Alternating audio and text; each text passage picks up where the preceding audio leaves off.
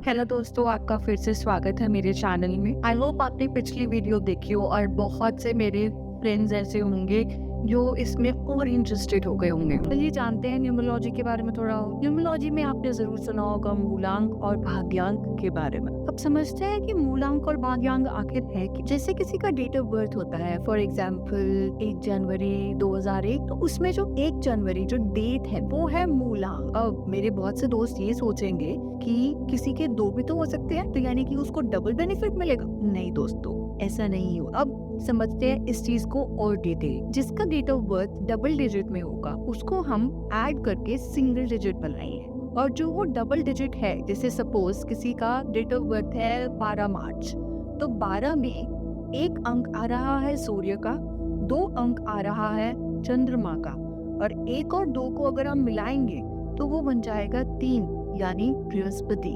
तो उस व्यक्ति के जीवन में सूर्य, चंद्र और गुरु यानी बृहस्पति तीनों ही मूलांक की ट्रेड्स वाले होंगे। वो तीनों का ट्रेड्स लेकर पैदा होंगे वो। अब बहुत से न्यूमरोलॉजी साइंस में कहा जाता है कि multiple of any digit is not too good. बिल्कुल सही कहते हैं वो, क्योंकि हर एक अंक अपना ही मित्र भी नहीं होता और हर अंक अपना ही दुश्मन भी नहीं होता, एनिमी भी नहीं होता। अगर किसी के चार्ट में मल्टीपल में एक कोई डिजिट आए तो उसको ओवर इफेक्ट मिलता है। जैसे अगर किसी के चार्ट में मल्टीपल 1 आ रहा है तो उस केस में सूर्य का मल्टीपल नंबर हो गया, यानी सूर्य वीक हो जाएगा। सूर्य जो उसको चमकाने वाला ट्रीट रखता है वही उसकी ग्रोथ को थोड़ा स्लो डाउन कर देगा। किसी के चार्ट में अगर मल्टीपल 2 आएगा, चंद्रमा यानी जो कि किसी को इमोशनल बनाता है, वही उसको मल्टीपल 2 की वजह से ओवर इमोशनल बना देगा। ऐसे ही बाकी नंबर्स का भी होता है, जिसके बारे में हम आगे विस्तार में जरूर बात करेंगे। ये मेरा आपसे वादा है। अब समझते हैं भाग्यांक को।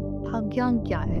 भाग्यांक जिसे हम डेस्टिनी नंबर के नाम से भी जानते हैं, और मूलांक को बेसिक नंबर भी बहुत से साइंसेस आपको बताएंगे। भाग्यांक और कुछ नहीं बल्कि आपके पूरे डेट ऑफ बर्थ यानी डेट, मंथ और ईयर का सम है। अब किसी के डेट ऑफ बर्थ का अगर हम पूरा टोटल करें तो सपोज एक डबल डिजिट नंबर आएगा, तो क्या डबल डिजिट नंबर उसका भाग्यांक होगा? नहीं।